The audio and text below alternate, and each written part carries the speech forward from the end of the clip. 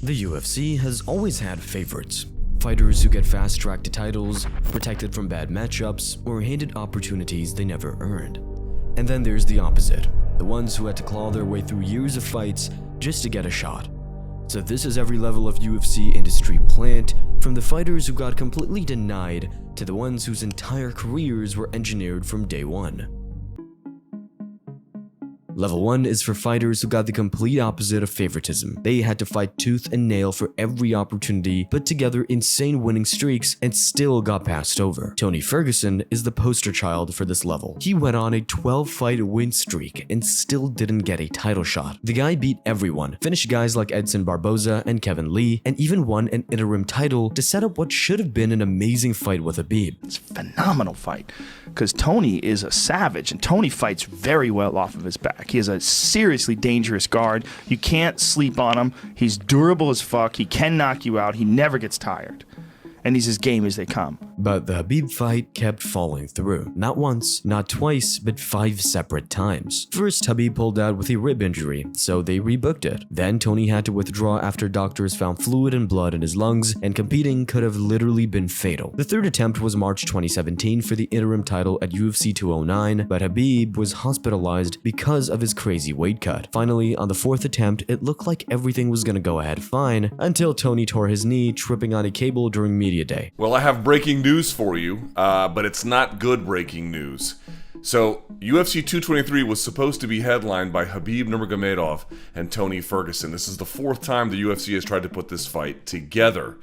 Here is the bad news. It's not happening. The UFC tried one more time when both guys were healthy, but that's when COVID hit and messed everything up. Khabib got stuck in Russia due to travel restrictions and couldn't leave the country. Tony fought Justin Gaethje for the interim title instead and lost. And Khabib retired the following year, so Ferguson never got a shot at the real belt. He went on an 8-fight losing streak before the UFC cut him. Max Holloway is another guy who took the long road. He lost to Conor McGregor in 2013, then had to win 9 straight fights before getting an interim title shot. But Charles Oliveira took the longest road of all. He made his UFC debut at 20 years old, then fought 28 times before finally winning the title at age 31. That's over a decade of grinding. And even after all that, he got stripped off the belt when he came in 0.5 pounds heavy for his fight at UFC 274. Because for a title fight, you need to be on the dot or under, right? You can't be 0.1 over, 0.2 over, 0.3 over.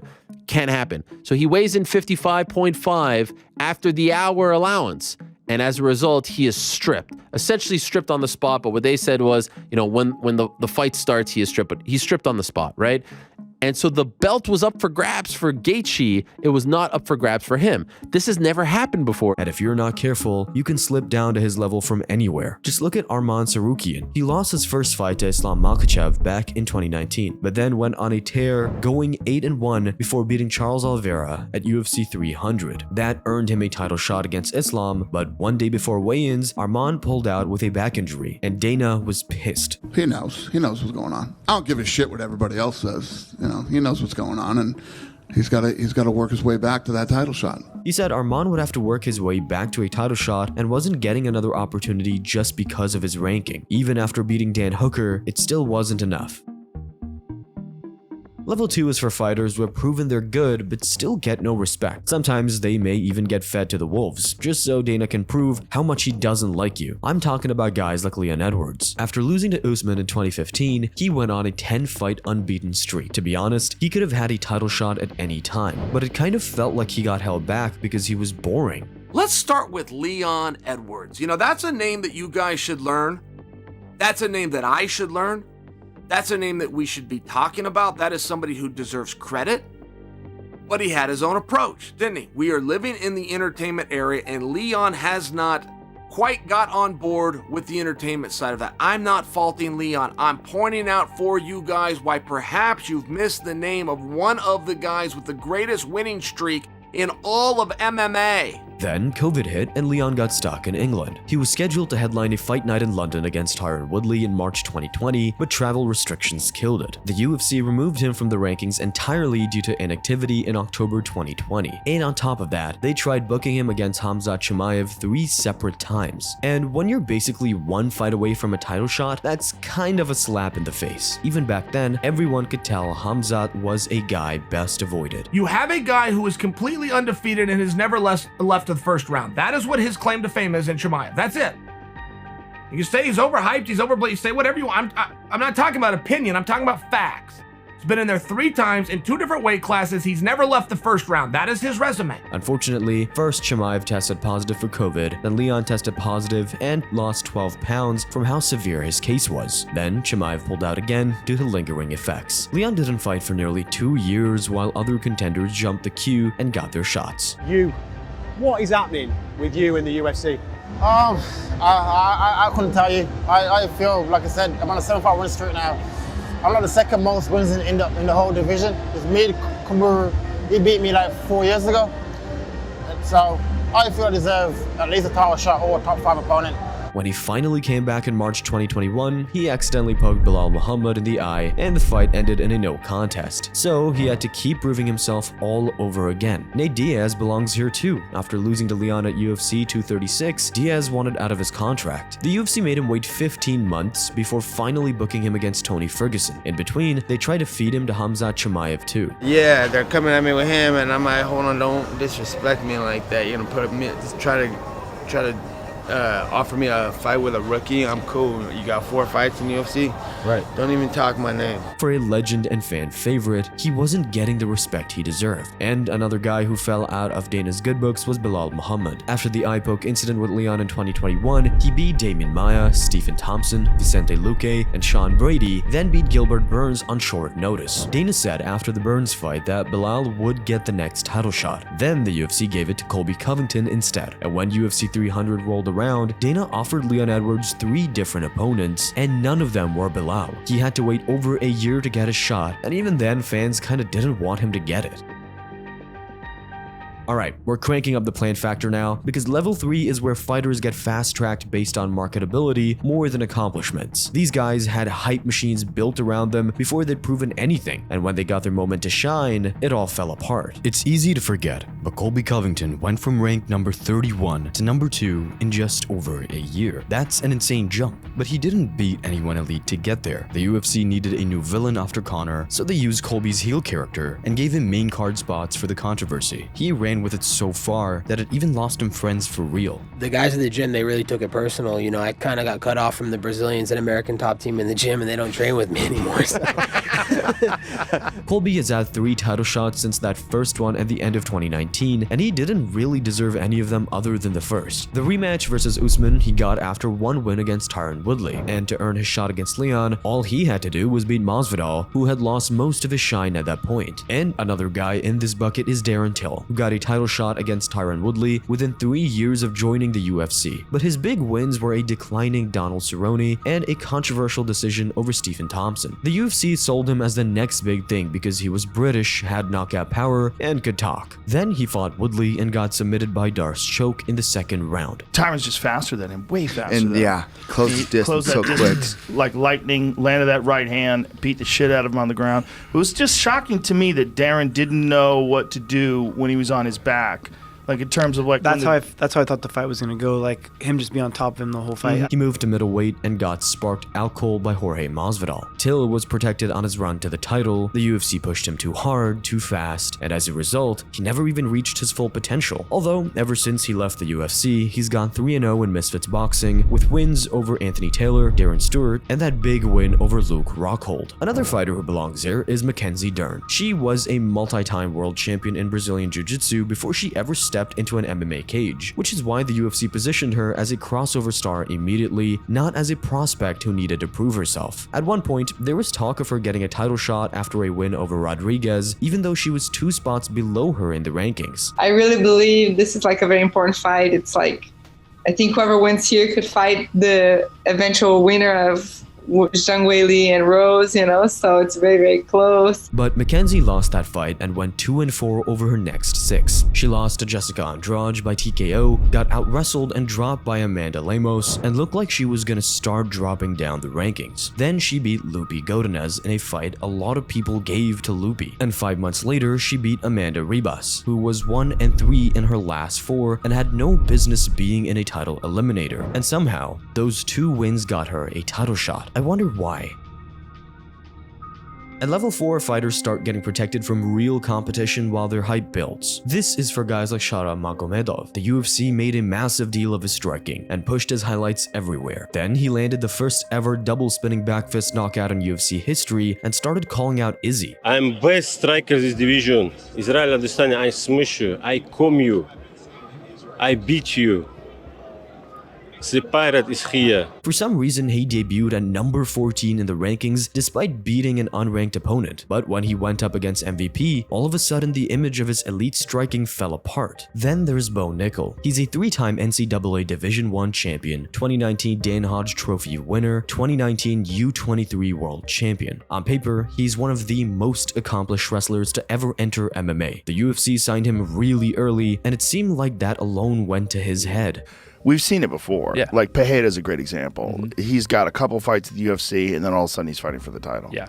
Yeah, so my initial plan, like before any of this happened, was I'm going to get 10 fights in the regional scene, you know, and then I'm going to go to the UFC. I'm going to be the champ by like 13, 14 fights. Like that's what the plan was. And then after that, it was like everybody kind of knows what's up. Everybody's trying to sign me. And I talked with my manager, and I was like, dude, am I even going to be able to get a fight? And for a long time, he never had a prelim fight. The UFC has this tactic of putting potential superstars as main card openers on PPV cards. They did it with Sean O'Malley, and they did it with Bo. He was entering fights as a huge betting favorite and calling out Hamzat and other top-ranked fighters, even though he wasn't ranked himself. When he finally faced his first ranked opponent, Renier de Ridder, he got TKO'd by a knee to the body. Interesting fight, and the basic discussion is, was Bo overrated or is De Ridder underrated? For his next fight against Rodolfo Vera in November 2025, he was finally on the prelims. It's kind of similar with Macy Barber. She set a countdown on her phone to break John Jones's record as the youngest champion in UFC history. You wanted to be the youngest champion in UFC history. That record is held by John Jones. What was it, 23 for John? 23 years and 8 months, yes. So you're 22. Are you still on this timeline? Does this matter to you? Like how much does it matter to you? Should it matter to you? What's going to happen by the time you turn 23 here? If I set a goal, I'm going to continue on and to achieve that goal no matter what. You know, as I'm never going to set a goal and see it be possible and just be like, nah, never mind. Even after she tore her ACL against Roxanne Modafferi at UFC 246, that was still her focus. Part of your story was trying to become the youngest champion in UFC history. Do you feel like now that goal is no longer attainable? I don't. By the time I'm done with this surgery and this rehab, you know, I'll be 22 still. So that's, you know, I'll have a little over a year to achieve that. After returning from surgery, she lost to Alexa Grasso by unanimous decision, and pretty much everyone thought her fight against Miranda Maverick in July 2021 was a robbery. She's had a lot of favorable matchups throughout her career, and the youngest champion ever talk felt manufactured from the beginning. Sean Strickland is also at this level, although this one's a little different because he's not a fast-tracked prospect, but he does have institutional favoritism. The UFC keeps pushing him despite mediocre performances, boring fights, and questionable decision outcomes. After losing his title to Duplessis in January 2024, Strickland beat Paulo Costa in a fight most people thought sucked. A lot of fighters can't stand him because of how he talks about them, but listen to Bilal here. He nails what most Strickland fans don't want to hear. I've been saying it forever, Sean sucks. He's trash. He talks a big game, but he's never walks. Even to the fans that sit there and hype him up like he has the best boxer, the best boxing defense, this and that. He's gonna go to war, he's gonna kill. I would bleed for my fans, I would die for my fans, blah blah. But you go out there and he just jabs and teeps and he fights like a scared little girl. Despite that, Strickland was immediately rebooked for a pay-per-view main event rematch against Duplessis at UFC 312. 1 year later, despite being 1-2 in his last 3 fights, he's headlining another Fight Night card against Anthony Hernandez in February of 2026. And that's after he was suspended 6 months for the insane scenes at Tough Enough. Oh, Sean Strickland. Oh, wow. Whoa, whoa, whoa, whoa, whoa, whoa, whoa, whoa, whoa, whoa. Oh, shit. Oh, no.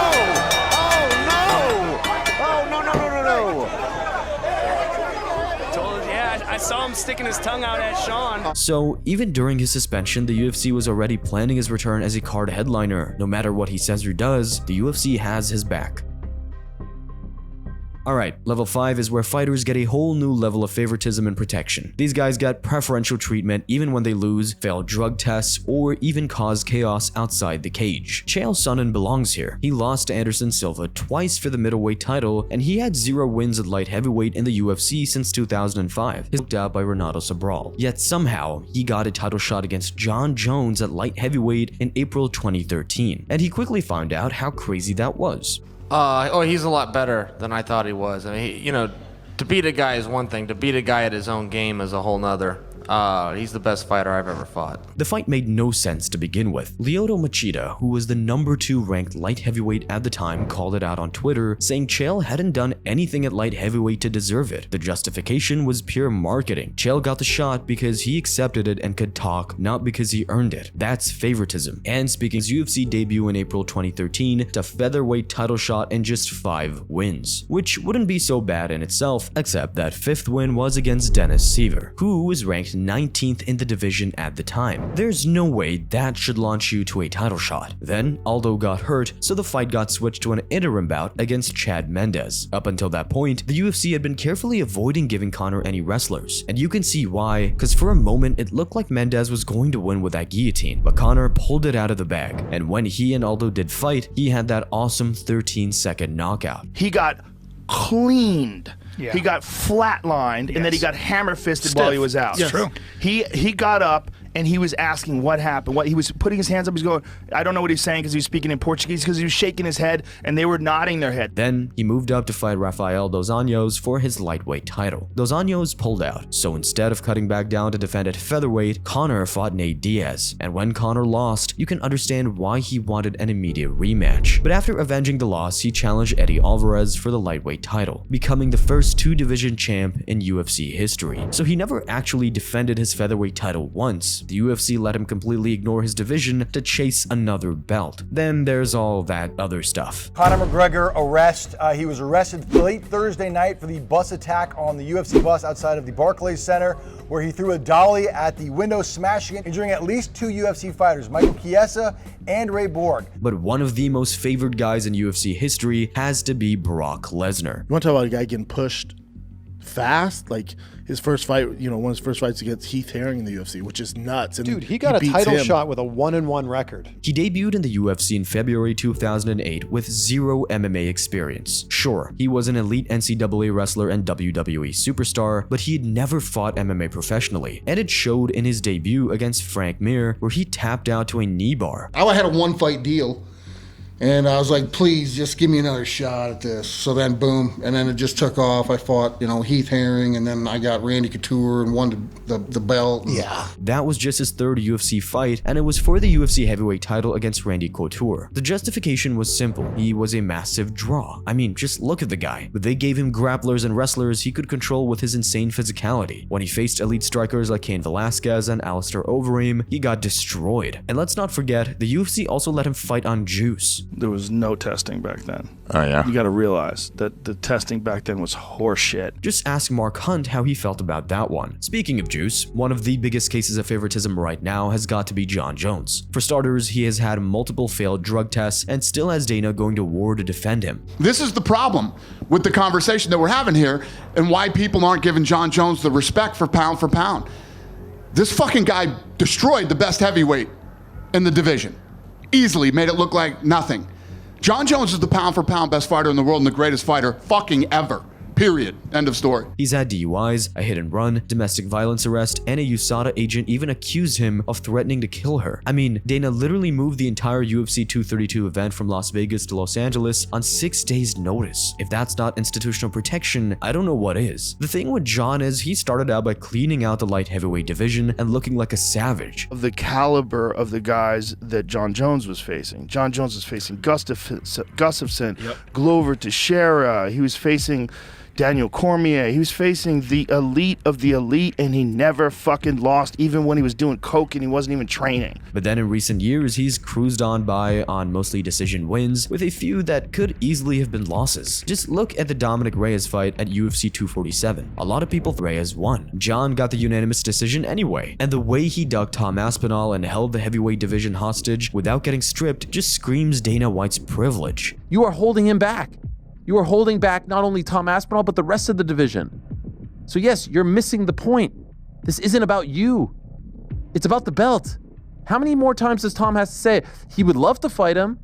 He would love to be he would love to have the opportunity to be that guy. He would love it.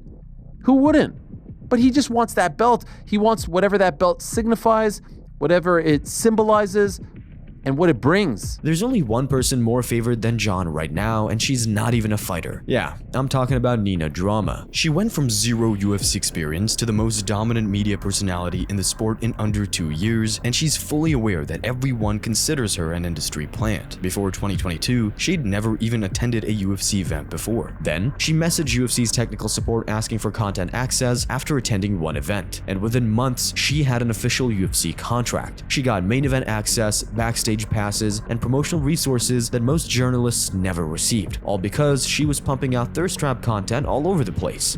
Oh my god! Wait, oh Jesus, hey Rhea. Hey, what's up? Did you guys get this? Nope. Nina tap. Nina! I was close. Oh my god. I was close. I was close. She even won Personality of the Year, which just made her feel more like a plant. And it's not gonna go away when you literally have Dana calling her the John Jones of content. But next is level 6, where fighters get pushed to titles ridiculously fast. These guys might have real talent, but the UFC wants them to hold gold, and they're going to do everything in their power to make it happen. Alex Pereira is the perfect example of this. He debuted in November 2021 with an 18-second knockout over Andreas Michailidis, and his 4th UFC fight was a title shot against Israel Adesanya. It's true, and if you look at him and Israel, you know what I mean? If you look at what they've done coming from kickboxing and how good they are, it's pretty fascinating. And what's even more unique is 2 guys who fought each other twice already end up making it to the top of the sport. So it's a very unique situation. He'd already beaten Adesanya twice in kickboxing, so the rivalry sold itself, but the path was very deliberate. When that guy was going to fight MMA, I'm like, hold on, baby. Yeah. Because this is going to be some wild shit. This Hey, he is was an 3-1. extraordinary dude. And he was Yeah. 3-1 when he Yeah. made his debut in Madison Square Garden. Yeah. And you knew that if he was able to win a couple, they would rush him to Izzy. And he got there and he beat him. After beating Adesanya for the middleweight title, he moved up to light heavyweight and won that belt too, which meant he became a 2-division champion in 8 total UFC fights. The UFC knew exactly what they were doing with this guy, and it played out exactly how they wanted, turning him into a huge star. But Sean O'Malley is the definition of a manufactured star. The UFC wanted the next Conor McGregor, and they built his entire career around that vision. Enter Sugar Show, Dana White Contender Series, gets a beautiful knockout, gets hyped up from Snoop Dogg sucking him, has some okay fights, but then he started knocking out a couple of guys. No longer in the UFC, Terrion Weir, no longer in the UFC, Andre Sukumtat, no longer in the UFC, Julian Paiva, I don't think he's in the UFC, Thomas Almeida, no knockout, Chris Montinho, TKO, even though they probably should have let the fight keep going. Like, yeah, he was being a punching bag, but he kept coming forward and he was still swinging.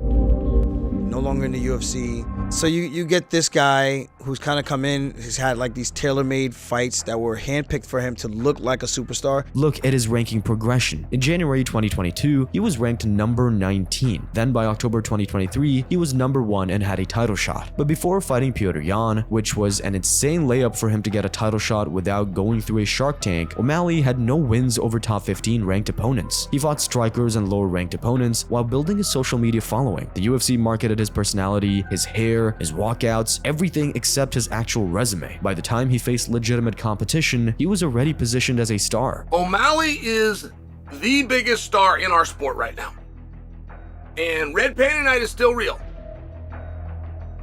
Level 7 is the top of the pyramid. These fighters take things a step further because you could argue their entire careers were designed by the UFC just for business. We're gonna start with Zhang Weili here, but hear me out. Yeah, she turned pro in 2013 and spent 5 years building her record before joining the UFC in 2018. She was an established fighter with 16-1 record and a Kunlun Fight Championship. But here's where it gets interesting. The UFC is investing a ton into China. It made a $14 million investment in a Shanghai Performance Institute specifically designed to develop Chinese talent, and Zhang became champion in August 2019, just 3 months after that facility opened. How is UFC trying to take advantage of Zhang Weili's success and that momentum to further popularize this sport in China specifically? Yeah, she's our first Chinese world champion, and to be honest with you, we couldn't have a better first world champion than her. She's been amazing. She's incredibly talented. She's got an amazing personality. I love everything about this girl. After she won the title, her social media followers 10x'd from just over 100,000 to 1 million. Her championship literally opened the Chinese market for the UFC, and the protection didn't stop there. She took a year to defend her title the first time. Some fighters have Dana threatening interim championship deals unless you defend within a few months, but he was never gonna do that to her. And when she eventually lost the title to Rose Namajunas, that immediate rematch was questionable at best. There is nothing from a historical standpoint that warrants a rematch between Rose and Weili. Nothing. That was not a competitive fight. That was not a controversial fight. That was a one-sided ass whipping. To make things worse, even after losing to Rose again, she still didn't have to work her way back to the title. She got there with 1 win. The UFC needs her as a champion to maintain their foothold in China, so she'll always be positioned near the belt regardless of results. But the final boss of industry plants is Paddy Pimblett. He turned pro in 2012 and was a Cage Warriors featherweight champion before joining the UFC in September 2021. So he wasn't some unknown prospect. Everyone already knew his skill level, but the UFC tried to sell him as championship material anyway. He had UFC Fight Night headliners, back-to-back performance of the night bonuses, and a $1 million endorsement deal with Barstool Sports within his first year. They will just tell you one day, every industry gets the right to play this card with one person. It's the way entertainment works. Bring in a singer who's not better than a person that does karaoke at your local club on a Thursday night.